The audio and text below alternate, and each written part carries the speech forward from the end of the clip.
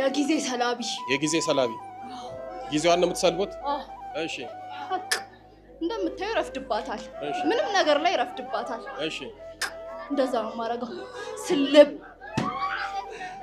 ሰማችሁ አይደለ የምን ሰላቢ ነው ያለው ጊዜ እንደሚሰለብ ታውቃላችሁ አታውቁም ማለት ጊዜ ይሰለባል ታታሪ ሰዎች አሉ ባጭር ቀን ብዙ ነገር የሚሰሩ አሉ ለምሳሌ አንድ አይነት ስራ እየሰሩ ለአንዱ ቶሎ ያልቀለታል ለአንዱ ቀኑ ሙሉ ያውላል ስለዚህ የሰው ቤት እንጀራ ይሰልባል ይሰልባል የሰው ቤት መንፈሶቹ በዛ በቀጠል ውስጥ ሆነው የሰው እንጀራ እየመጡ ባስማታ አከባለው ሲከፈት ብቻ ቁጭ ይላል እንትኑ ብቻ ሲከፈት ላዩ ብቻ እንጀራው ሰመጥሪያን መስደሰደ እንጂ ያለፋችበት ያደከመች እናቴ ጉድሽን ነው አላት እቺን ከአደባባይ ወጥቼ ከቤተክርስቲያን ወጥቼ ነው ማዋርዳት ጉድሽን ነው አላት አታደርገው ማለት ነው ይሄው አመጣውት ሰው ሲሰድብብን እንዴ አትለምድም የተለመደሽ ብዬ ነበር አሁን ግን ይሄው ጉድሽን ነው ብሎ አጋለጣት ብድግ ተነስ ጥጋበኛ ነው ወደዚህ ስንቀጣጠር ዛሬ ደረስን አይደል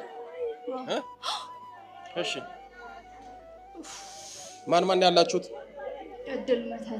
የድል መተት ሌላስ ሰላቢ ሌላስ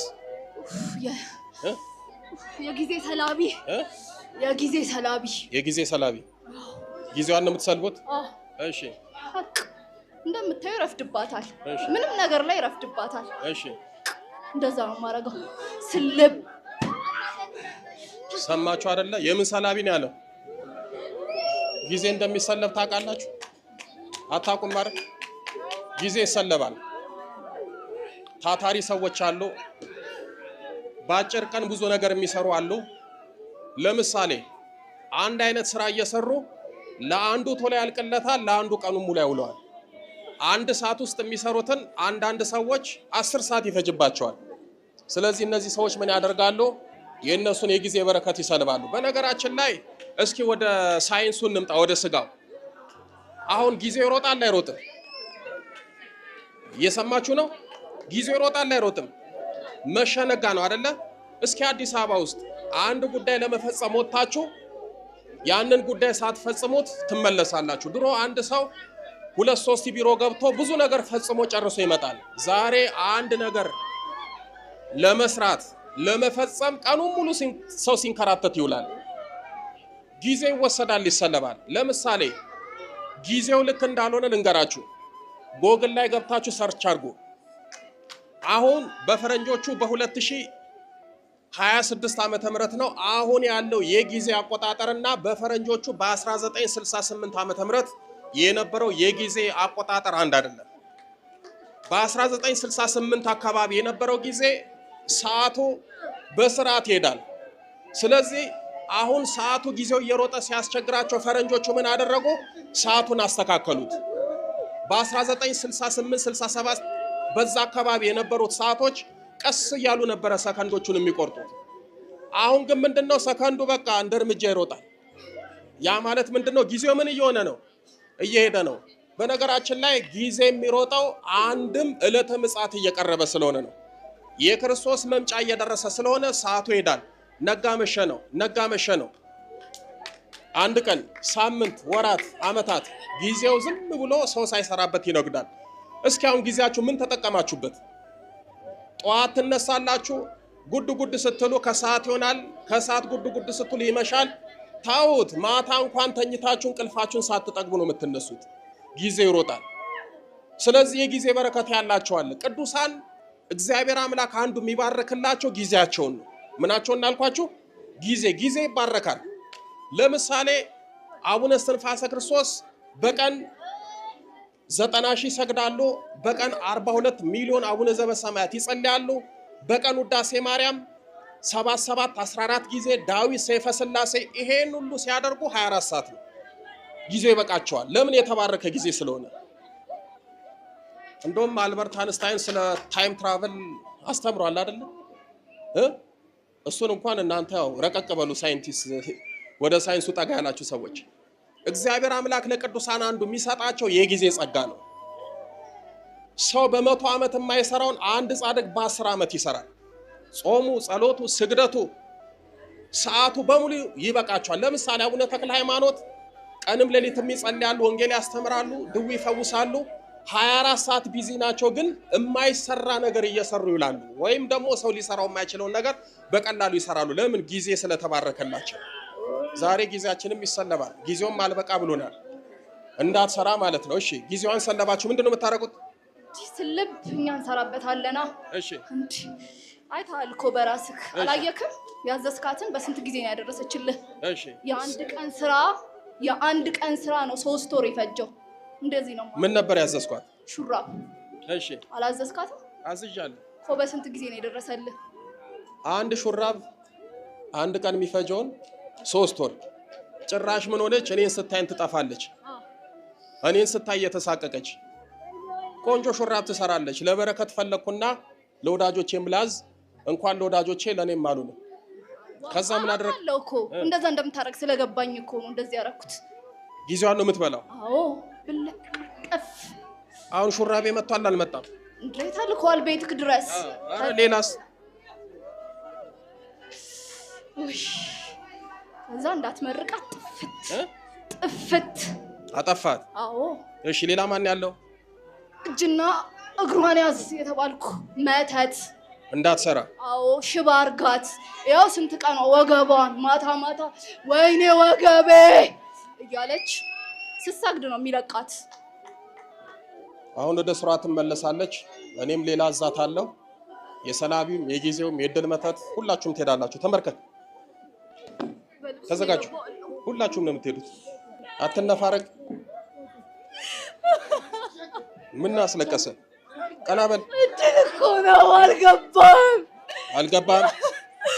እድል እኮ ነው። 10 ሚሊዮን ብር እኮ ነው የወጣሁበት እንደ ቀልድ። በሷ እድል? አዎ መኪናዬን ቤቴን ገዝቻለሁ። በሷ እድል እኮ አንድ ዝንጀር ለመግዛት ፍዳዋን እየበላች ነው። እኛ ቤታችንን መኪናችንን ለዘመድ ተርፈናል። በሷ እድል? አዎ እሷ ለእናቷ አልደረሰችላትም። ለእናቷ እንዳትደርስ ነው የምንፈልገው። አይገፋቸው። እግዚአብሔር ይፍረድባችሁ። በልተንስ በስላሴ ስም በል። በኃያሉ በመድኃኒዓለም ስም፣ በኪዳነ ምሕረት ስም፣ በቅዱስ ሚካኤል ስም፣ በቅዱስ ገብርኤል ስም፣ በቅዱስ ሩፋኤል ስም፣ በቅዱስ ኡራኤል ስም ሁላችንም ስማችንን የጠራን ለቀናል። በስላሴ ስም በሲኦል ታስረናል። የዘጋኑን እድሎቿን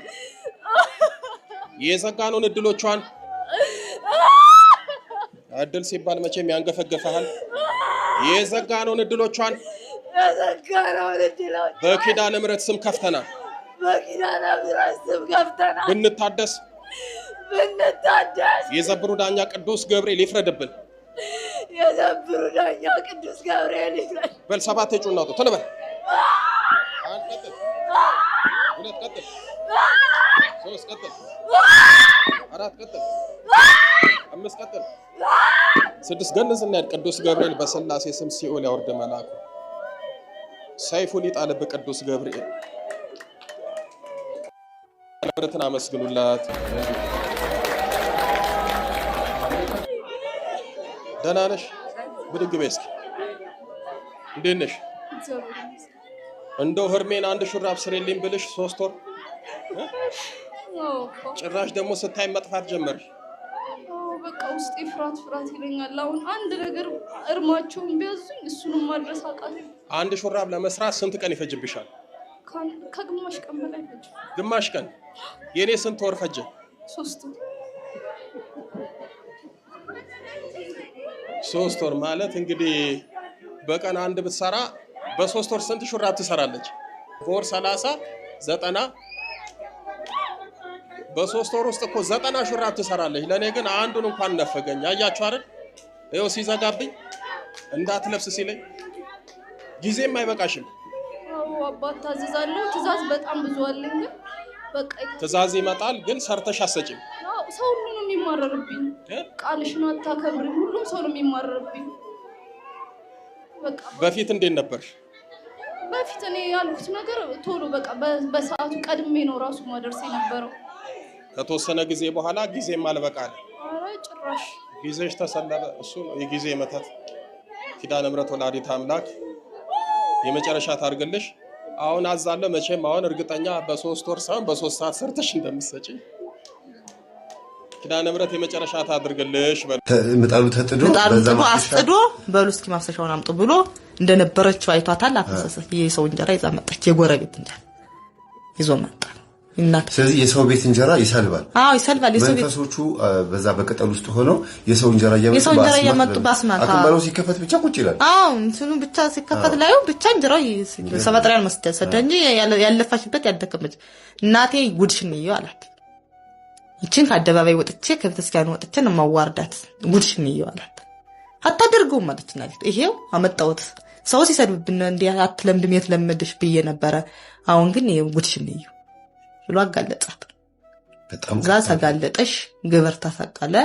አልደረሰባት ከሷ ምክንያቱም እሷ አላስለምድም ግብር ተሰቀለ ምን ማለት ነው? ግብር ማለት አሁን ተሰቀለ ለማን ነው? አሁን የሷ ግብር ለማታ አሳየን ፈጀን አለቅነ እግዚአብሔር አጋልጽልን። ስለዚህ ወደ እግዚአብሔር ነው የሚጨነው። ወደ እግዚአብሔር ነው የሚጨነው። ግብር ተሰቀለ ማለት ይቅር በለን ተብሎ ተጮኸ ማለት ነው። በይም አንድ ነገር አርግልን ፍረድልን ነው ፈረድልን ነው። ከዛ ሰውየው መጣ። ስለዚህ ሁለት አይነት ግብር አለ። አንደኛው ለደብተራና ለጠንቋይ ለእግዚአብሔር ከውጭ የሚሰቅሉት እንዳታጋልጠን እያሉ አሁን ሰይጣንኛ እንከበከባለን።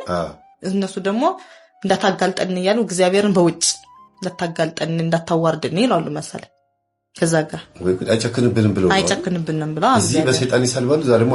ደግሞ አታጋልጠን ብለው በውጭ ይሳለማሉ። ግብር የውጭ ግብር ምንም አይሰራም። ለለት ግን እነሱ መፍላቸዋል።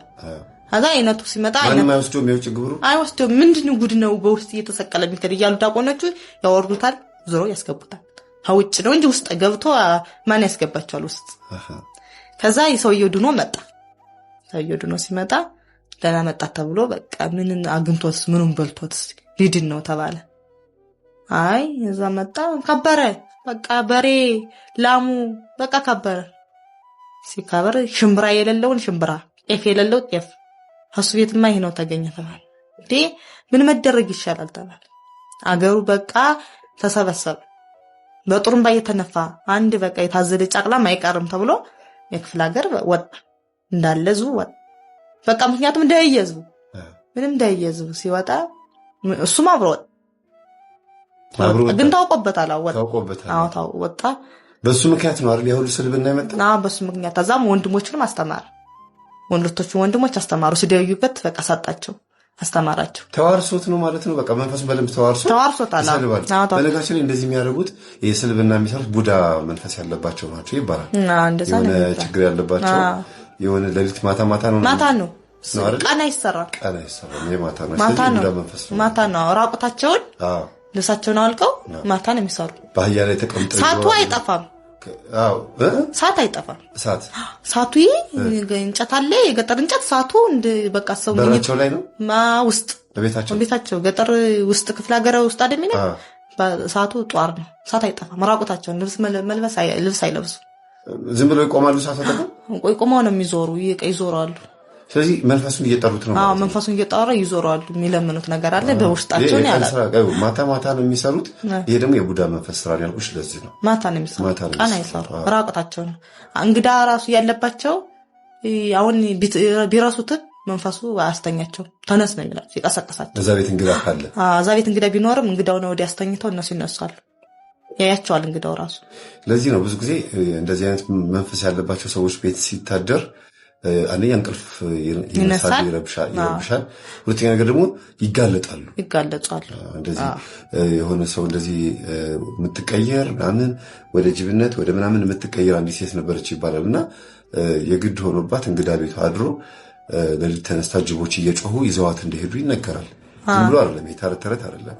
እስቲ ወደ ሰውየው እንሂድ። ሰውየው ከዛ በኋላ መጨረሻው ምን? እዛ መጨረሻ ስኒ በቃ ዝቡ ስብሰባ ተያዘ፣ ታወቀ። ሲያውቅ እኔ እንጃ ምን እንዳደረገው የዛን ጊዜ አልሰራለትም። ግብር እንደዚህ እህል ተዋጣ በየጤሱ በኩባያ ተወጣ አልሰራለ በቃ ከበረ እንዴ ምን መደረግ ይሻላል ጮኸ ሰው እሱም መስማት የለበትም ተባለ ከሱም መስማት የለበትም እኛ በራሳችን ነከሌን ጥሩ ንጹህ ሰው እንምረጽና ያውጡና በቃ እንዲ እግዚአብሔር አንዲ እንትን ይበለናል እሺ ማዛ ስኒ በስኒ ነው የሚሰራ ተባለ በስኒ ላይ ስኒ ማለት የቡና መጠጫ ምን ተደረገ ዘውስጥ በስኒ አንዳንዲት ቤታችሁ ያለን እህል ያላችሁ የሚወስደውን እህል አንዳንድ ስኒ አምጡ ተባለ አዎ በወጣ በሳምንቶች ወጥቶ አንድ ላይ ነው የሚደባለቀው አንድ ላይ ነው በከሻው በመዳበሪያ ይደበላለቃል ከዛ ምን ይደረጋል ሚካኤል ይሄዳል አሁን ምክንያቱም ሚካኤል ሚካኤል ፍረድ ተብሎ ተንጨበጨበ ይው አለቀነ ምናርሰው እህል ሳንበላው ያልቃል ምንለፋው ማይለፋ ሰው ቁጭ ብሎ ይበላብናል ተባለ ጮኸ ህዝቡ አለቀሰ በቃ ምን አደረጉት እህሉ ምን አደረጉት እግዚአብሔር ሰጡት በተሰለ አሳየነ በቃ የሚሰራውን ስራ በቃ አንተ በቃ የምታረገውን ፍርድ ስጠዋል እግዚኦታ ማለት ትዳርን የሚያፋታው መንፈስ ሚስት ላይ ሆኖ የሚያፋታ ማለት ባል ላይ ሆኖ የሚያፋታል ባልየው ላይ የሴት ዛር አይነ ጥላ ካለች እሱን የምትወደው ማለት ነው ሴት ዛር አይነ ጥላ ሁለት አይነት ናቸው አንደኛ አብራ የተወለደች ዛር አይነ ጥላ ከሆነች ሁለተኛ ከተወለደ በኋላ ደግሞ በቡዳም የገባች በህፃንነቱ ወይም ደግሞ ካደገም በኋላ ቆንጆ ስለሆነ አሪፍ ወንድ ስለሆነ የዝሙትን ፍስ ያደረበት መስተፋቅር አድሮበትም ከሆነ ወይ መስተፋቅር ተልኮበትም ከሆነ ብቻ ከሴቶች የተላከበት መንፈስ ከእናቱም የመጣ መንፈስ ሴት ዛር አይነ ጥላ ትባላለች ወይም ሴት ዛር መንፈስ ወይም ሴት መንፈስ ትባላለች ሴት ጾታን ምታላብሰው ሴትነትን ምታብዛበት ወይም 80 እና 90% ሴታዊ ባህሪው እንዲያይል ምታረግ መንፈስ ካለችበት ሚስት እንዲያገባ አትፈልግም በአጠቃላይ ሚስት ካገባም ደግሞ የሚወልዳቸው ልጆች እንዲቀጠቅጣቸው እንዲመታቸው እንዲጨቁናቸው እንዳያከብራቸው ታረጋለች እላዩ ላይ ሆና ሚስቱንም ልክ እንደዛው በመጥፎ ነገር እንዲመለከታት በጥርጣሬ አይን እንዲያያት ያፈቀራት መስሎ እንዲቀና በማድረግ ጥቃት እንዲደርስበት በማድረግ የሆነ ብዙ ነገሮች በማድረግ ሴት ዛር አይነ ጥላ እሱ ላይ ካለች ሚስቱ ላይ እንደዛ ያደረገች ትዳሩ ሰላም እንዳይኖረው ታደርጋለች ወንድማችን ያየበት መንገድ ኖርማል ነው እኔ ደግሞ የመናፍስቱን መንገድ አይቼ ነው ወደዚህ ልጆች ያላባት እንዲያድጉ የሚያደርግበት ሲስተም መነግራችሁ ሚስት ላይ ደግሞ ወንድ ዛር አይነ ጥላ ወይም ወንድ መስተፋቅር መንፈስ ወይ ወንድ የሆነ ከወንዶች የመጣባት መንፈስ ካለ ከአባቷም የመጣ ካለ ከወንድሞቿም የመጣ ካይን ይመጣል እኮ አንዳንዴ ቆንጆ ቅርጽ ካላት ምናምን ከዘመድም ከምንም ይገባል እቺ ልጅ አደገች እኮ ምናምን እያለ ይገባል መንፈሱ ዘማዊ ከሆነ የዝሙት መንፈስ ይገባበት ከሰፈር ሰው ከጎረቤት ከትምህርት ቤት ከመምህራን ካደገችበት ማህበረሰብ የዝሙት መንፈስ ከሰዎች ይገባባታል የገባባት ከወንዶች የመጣ መንፈስ ስለሆነ የወንዶች ባህሪ ስላለው ምትይዛቸውን ፍቅረኞችና ባሎቿን አይወድም ወይም ባሏን አይወድም የቀረበቻቸውን ወንዶች በሙሉ ያሸሻል የትኛው መጀመሪያ የገባባት ሚስቴ ናት ብሎ የሚያስበው መንፈስ ከዛ በኋላ የሚገቡት ሰራዊት ናቸው ግቡ ብሎ ሰራዊት ነው የሚያረጋቸው መጀመሪያ የገባው ግን ሚስቴ ናት አሳድጊያታለሁ ብሎ ስለሚያስብ ስታድግ ባሏን እንድትንቀው ቅንድቧን ከፍ እንድታረግ ልክ ሳራ ከአብርሃም ጋር በሰላም ኖራ ልጅ ባለመኖሩ ምክንያት ከአጋር ውለድልኝና አሳድጋለሁ ስትለው አጋር መውለዷን መጽነሷን ስታይ ሳራን አቃለለቻት ቅንድቧንም ከፍ አደረገችባት ወይም ደግሞ ሳራ ምናለች አታያትም እንዴ ገና ለገና ስላረገዘችልህ ቅንድቧን ከፍ አደረገችብኝ እኮ አለች ሳራ ለአብርሃም አጋር እንዴት እንዳየቻት እና በዚህ ልክ ባሏን ጥሩ ባልሆነ መንገድ እንድታየው እንድትንቀው በዘመዶቿ ፊት እንድትሰድበው ሐሜት የባሏን ገበና አውጥታ ለቅርብ ጓደኞቹ በመናገር የባሏን ገበና አውጥታ ለዘመዶቿ በመናገር በቃ ብቻ ሴት ልጅ ላይ ወንድ ዛር አይነ ጥላ መኖር የምታውቁት ምንድነው በጣም ትንሽ ሳምንት ሰላም ይገኛል በጣም ደግሞ ረጅም ጊዜ ደግሞ ጸብ ይኖራል ማለት ነው ሴት ዛር ወንድ ዛር መንፈስ ካለባት ሩካቤ ላይ ህመም ስሜት ይሰማታል ለባሏ ጥሩ ስሜት አይኖራትም በትዳሯ ላይ እንድታማግጥ ያደርጋታል በአጠቃላይ ትዳሯን በሐሜትና በሌሎች ነገሮች ማሾክሾክና መጉዳት ነው ስራዋ ይሄ ነገር ይኖራል ከዛም አልፎ ተርፎ ደግሞ ኃይለኝነት ወንድማችን ያልጠቀሰው ፓርት አለ ምንድነው ባል ሆኖ ወይም ወንድ ሆኖ ቤት ውስጥ እንደ ሚስት ወይም እንደ ሴት የሚኖር ባል ደግሞ አለ ፈርቶ ሽንታም ሆኖ ሱሪያሎ ሽንቱን አልሸናም እንጂ በቃ ሚስቱን ፈርቷት ፈርቷት የሚኖር ደግሞ አለ። ኃይለኛ ሆናበት ጥቅልል አድርገው ውጥፍ የምታደርገው ማለት ነው። በቃ ማለት ከባድ የሆነ መንፈስ፣ ተደባዳቢ የሆነ መንፈስ ፍጥጥጥ የምትል በቃ እንደዚህ አይነት ደግሞ መንፈስ ያለባቸው ሴቶችም አሉ። ይሄም ሴቶች ላይ ሲኖር ማለት ነው ትዳሯን ቶሎ እንዲበተን ያደርጋል። ከዛ ይሄን ባሏን ፈታ ሌላ ባል ስታገባ ያም ሳይስማማት ከሁሉም ግን እየወለደች ነው። 5ቱም 6ቱም ልጆቿ የተለያየ አይነት ከተለያየ ወንዶች የወለደቻቸው የተለያየ አይነት አባት ያላቸው ልጆች ታሳድጋለች። ልጆቹ የተለያየ አይነት ወንድ ባህሪ እያደጉ ነው የሚያድጉት። ይበላሻል ጭንቅላታቸው። አባት የሚባለውን ስሜት ሳያዩት፣ ወንድ የሚባለውን ስሜት ሳያዩት ሁልጊዜ እናቷ ስትጣላ ስትናቆር ነው የሚያውቁት እና ኮንፊደንስ አይኖራቸው። ናርሲሲስት ባህሪ የሚባለው ይሄ ነው። በጣም በብዛት እንዲያውም የሚያጠቃቸው ናርሲሲስት የሚባለው ምንድን ነው መስላችሁ? ኢጎ ፐርሰንቱ ከፍ ሲል ማለትም ነው ናርሲሲስት። ወይም ደግሞ የበታችነት ስሜት ከለሩን ቀይሮ በምን ሲመጣ መስላችሁ? ናርሲሲስት ማለት ጥቅመኛ የሆነ አስተሳሰብ ማለት ነው። እናንተን የሚጠጓችሁ ናርሲሲስት የሚባሉ ሰዎች ወይም ደግሞ ግለኞች የሚባሉ ሰዎች ለጥቅማቸው ይቀርቧቸዋል። ካዋረዳችኋቸው አይለቋችሁም። በቃ ጥርሳቸውን ነክሰው እናንተን ነው የሚያድኗችሁ። የበታችነት ስሜት ስለሚሰማቸው በገባ በወጣችሁ ቁጥር ያዋርዷችኋል። ስህተታችሁን እየፈለጉ በዛ ሞራላችሁን ለመንካት ይፈልጋሉ። እናንተ እነሱን ካላከበራችኋቸው ካጠገባቸው ይርቃሉ። ካሸረገዳችሁላቸው በእናንተ ሞራል ላይ ተነሳስተው ተረማምደው ባሪያ ሊያደርጓችሁ ነው የሚፈልጉት። ናርሲሲስት እንደዚህ አይነት ባህሪዎችን ነው የሚያጠቃለው እና ቤት ውስጥ የመከበር ስሜት ከእናቱም ከአባቱም የመከበር ስሜት ያጣ ልጅ ወይም ያጣች ሴት ይሄ ባህሪ ያድርባታል። መዋረድ፣ መሰደብ፣ መመታት፣ መደብደብ፣ መንጓጠጥ የከቧት ያደገች ሴት ልጅ ይሄ ነው የሚያጋጥማት። ስታድግ በቃ ይሄንን ከራሷ ማምጣት ትፈልጋለች፣ በዙሪያ ካሉ ሰዎች ማምጣት ትፈልጋለች እና ልጆችንም ይጎዳል ነው። ይሄ መንፈስ ግን ከባድ ነው። የትዕቢት መንፈስ ነው። ከልጆቹ ላይ መጥቶ ያደረውም እና ሚስትየዋ ላይ ያለው መንፈስ ነው የሚመጣው፣ እናታቸው ላይ ያለው። ለምን ስትሉ ሁሉንም ባሎቿን የምትቀያይረው ወይም ከባሏ ጋር የምትጣላውና የምትናቆረው ሁልጊዜ ችግር፣ ድብድብ የሚመጣው ትህትና ባለመኖሩ ነው። ሴትነቷን ቅድም ወንድማችን እንደተናገረው ባል ካለ ወይም ወንድ ወይም አባት ካለ ሴት ሆና ታድጋለች። ጨምላቃም አትሆንም። የሚቆነጥጣት ባለመኖሩም ብዙም ያን ያክል እንትን አትልም። ወንድ የሚለውን ስሜት አይታ ከአባቷ ቆንጥጧት ገርፏትም ሊሆን ይችላል፣ ተቆጥቷትም ሊሆን ይችላል፣ ፍቅር ሰጥቷትም ሊሆን ይችላል። ሲያሳድጋት እንግዲህ እንደዚህ አይነት አስተዳደግ ያለበት ቤተሰብ ውስጥ ካላችሁ ነው። ሲያሳድጋት ፍቅረኛም ስትይዝ ለፍቅረኛዋ ከማን ትማራለች? ከአባቷ ነው መጀመሪያ የምትማረው፣ ከታላቅ ወንድሟ ነው የምትማረው። ቤት ውስጥ ካለ ወንድ ከሚባለው ባህሪ አባቴም እኮ ከእናቴ ጋር እንደዚህ ይጣላ ነበር፣ አባቴም ከእናቴ ጋር እንደዚህ ያደርግ ነበር እያለች የአባቷን እንደ ኤግዛምፕል አድርጋ ወደ ፍቅረኛዋ ነው ይዛ የምትሄደው ማለት ነው። እና ይሄንን ደግሞ መጥፎ ከሆነ የሚያስተምራት መጥፎውን ነገር ይዛ ነው የምትሄደው ማለት ነው። ግን የእናቷ ባህሪ ደግሞ ወርሳ እሷም ልክ እንደዛ ወንዶች የምትቀያየር ሴት ልማች ወድ አይደለም። ከእናት ከአባት የመጣ ዛር መንፈስ ካለ እንደዛውን የሚያደርጋት እሷንም እኔም እንደ እናቴ ሊሆን ነው እንደ ይላሉ እኮ አንዳንዶቹ። እኔ እኮ በቃ በአንድ መርጋት አቃተኝ እንኳንም ሳላገባ ሆነ እንጂ አግብቼ ቢሆን ኖሮ እስካሁን ድረስ 7 አገባ ነበር ያለችኝ አለች። እንዴት አልኳት። 7 ፍቅረኛ ቀያየር ያሏቸው። ኧረ ትንሽ ነው ያንቺ አልኳት። ከምሰማው አንጻር ትንሽ ነው ያንቺ አልኳት። መምህር ከአንድ በላይ እኮ ኃጢአት ነው። አዎ እንዴት 7 ሄድሽ? እኔ አላቅም እንዴት እንደሄድኩ አላቅም፣ ብቻ 7 ፍቅረኛ ነበረኝ አለች። 7 ፍቅረኛ ሳይሆን አንድ ፍቅረኛ 6 ወንዶችን ቀርቤ ነበር የሚባለው። ፍቅረኛ የሚባለው የመጀመሪያ ነው። ከዛ በኋላ የምትቀርቧቸው ለትዳር ከሆነ እጮኛ አይደል? ከዛ በኋላ ደግሞ ባል የሚባለው እንጂ ፍቅረኛ የመጀመሪያ ነው ሁልጊዜ። እና ወደ ቁም ነገሩ ስንመጣ ወንድ የሚለው ጾታ ውስጥ ያለ ባህሪ ብቻውን ለምሳሌ በራሱ ብቻውን ቤት ውስጥ የሚሰራው የሚጠቅመው ጥቅም አለ።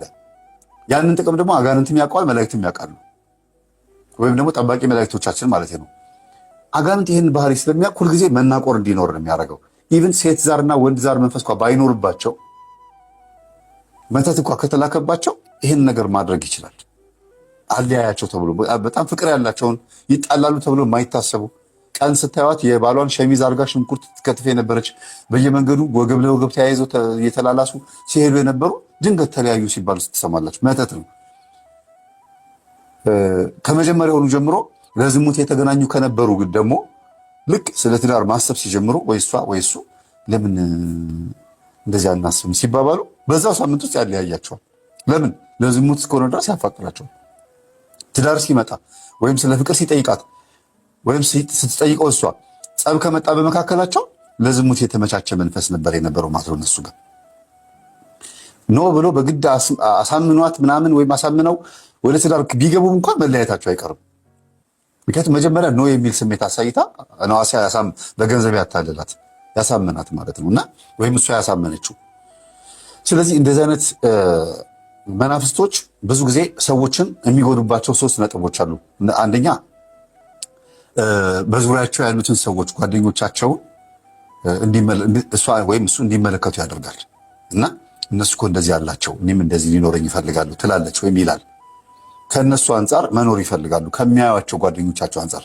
ሁለተኛ ቤተሰቦቻቸውን ያያሉ። ቤተሰቦቻቸው ወደዱን አልወደዱም ወይም ደግሞ የእኛን ፍቅር ወደዱት አልወደዱት የሚለው ነገር ውስጥ ይገባሉ። ከዛ ሳትፈልግ የቤተሰቦቿን ሀሳብ የምትቀበል መስላ እንድትሸሽ ያደርጋታል። በኋላ ስትለያይ እኮ ልታለቅስ ነው።